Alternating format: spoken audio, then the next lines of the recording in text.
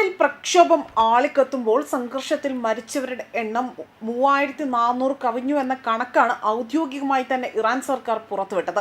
എന്നാൽ മനുഷ്യാവകാശ സംഘടനകൾ ആരോപിക്കുന്നതാകട്ടെ ഔദ്യോഗിക കണക്കുകൾ പൊതുജനങ്ങളുടെ കണ്ണിൽ പൊടിയിടുന്നതിനായി തന്നെ തയ്യാറാക്കിയതെന്നും മാത്രമല്ല മരണസംഖ്യ ഇതിലും കൂടുതലാണ് എന്നതാണ് അവർ ആരോപിക്കുന്നത്.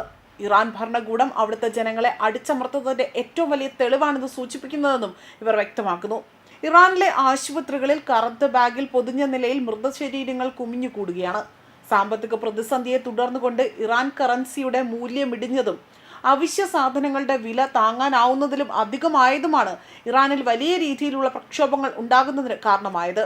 പരമോന്നത നേതാവായ ആയത്തുള്ള അലി ഖൊമൈനിയുടെയും അദ്ദേഹത്തിനെതിരെ പുരോഹിത ഭരണത്തിനെതിരെയും വലിയ പ്രക്ഷോഭമായി തന്നെ വളർന്ന സമരത്തെ ഭരണകൂടം ക്രൂരമായി തന്നെ അടിച്ചമർത്തുകയാണ് ചെയ്തത്.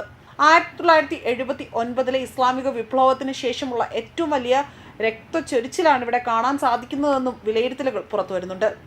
അതേസമയം 3 ആഴ്ചയോളമായി തന്നെ ഇറാന്റെ തെരുവുകളെ അവിടെ പിടിച്ചുലച്ച ബഹുജന പ്രക്ഷോഭം പതിയെ തണുക്കുന്നു എന്നതാണ് മറ്റൊരു സൂചനയായി പുറത്തു വരുന്നത്. കഴിഞ്ഞ ദിവസങ്ങളിൽ സംഘർഷങ്ങളോ കാര്യമായ അക്രമ സംഭവങ്ങളോ ഉണ്ടായിട്ടില്ല എന്നതാണ് റിപ്പോർട്ടുകൾ സൂചിപ്പിക്കുന്നത്. വെടിവെപ്പ് ശബ്ദങ്ങൾ തീരെ കുറവായിരുന്നുവെന്നും ദൃക്സാക്ഷികളെ ഉദ്ധരിച്ചുകൊണ്ട് വാർത്താ ഏജൻസികൾ റിപ്പോർട്ട് ചെയ്തു. എന്നാൽ പ്രക്ഷോഭകരെ ഭീകരമായി തന്നെ അവിടെ വലിയ രീതിയിൽ പ്രക്ഷോഭകരെ ആകട്ടെ അവിടെ ഭീകരരായി തന്നെ മുദ്രകുത്തിയുള്ള അറസ്റ്റ് തുടരുന്നു എന്നതാണ് ഇറാന്റെ ദേശീയ മാധ്യമങ്ങൾ റിപ്പോർട്ട് ചെയ്തിരിക്കുന്നത്. ഇന്റർനെറ്റ് സേവനം ലഭ്യമല്ലാത്തതിനാൽ തന്നെ സ്റ്റാർലിങ്ക് ഉപഗ്രഹ ഇന്റർനെറ്റിലൂടെ തന്നെ വീഡിയോകളും ചിത്രങ്ങളും അവിടെ പുറത്തെത്തിക്കുന്നവരെ ലക്ഷ്യമിടുകയാണ് ഇവർ ചെയ്തിരിക്കുന്നതെന്നതാണ് അറിയിച്ചിരിക്കുന്നത്. പ്രക്ഷോഭം അടിച്ചമർത്തുന്നതിന്റെ ഭാഗമായി തന്നെ ഒരാഴ്ചയായി തന്നെ രാജ്യത്ത് ഇന്റർനെറ്റ് സേവനം വിച്ഛേദിക്കുകയും ചെയ്തിരിക്കുകയാണ്. പ്രക്ഷോഭകർക്കെതിരെ അക്രമം തുടർന്നാൽ കടുത്ത സൈനിക നടപടി ഉണ്ടാകുമെന്ന് ട്രംപ് നേരത്തെ ഒരു മുന്നറിയിപ്പ് നൽകിയിരുന്നു. ഞങ്ങൾ ലോക്ക്ഡ് ആണ്, അത് ഏതു നിമിഷവും ആ ഒരു നടപടിക്ക് തയ്യാറാണ് എന്നതായിരുന്നു ട്രംപിന്റെ പ്രസ്താവന. എന്നാൽ ഇറാന്റെ ഭാഗത്തു നിന്ന് വധശിക്ഷകൾ തടയുമെന്ന തരത്തിലുള്ള അനുകൂല പ്രതികരണം വന്നതോടുകൂടി തന്നെ ട്രംപ് നിലപാട് മയപ്പെടുത്തുകയാണ് ഉണ്ടായത്.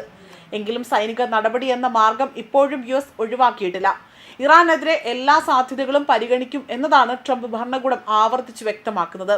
അമേരിക്കയുടെ സൈനിക നടപടി ആഗോള സമ്പദ് വ്യവസ്ഥയും പശ്ചിമേഷ്യയുടെ ആ സുസ്ഥിരതയെയും തകർന്നു എന്ന് അത് ഭയന്നുകൊണ്ട് Saudi Arabia, Qatar, Egypt, Oman തുടങ്ങിയ രാജ്യങ്ങൾ നയതന്ത്ര ഇടപെടലുകൾ നടത്തിയിട്ടുണ്ട്.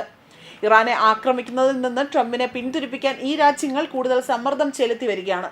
പ്രക്ഷോഭങ്ങൾ മൂലം രാജ്യത്ത് ഭരണമാറ്റം കൊണ്ടുവരാനുള്ള സാധ്യത തീരെ കുറവാണ് എന്നതാണ് വിലയിരുത്തപ്പെടുന്നതും. ന്യൂസ് ഡെസ്ക് കർമ്മ ന്യൂസ്.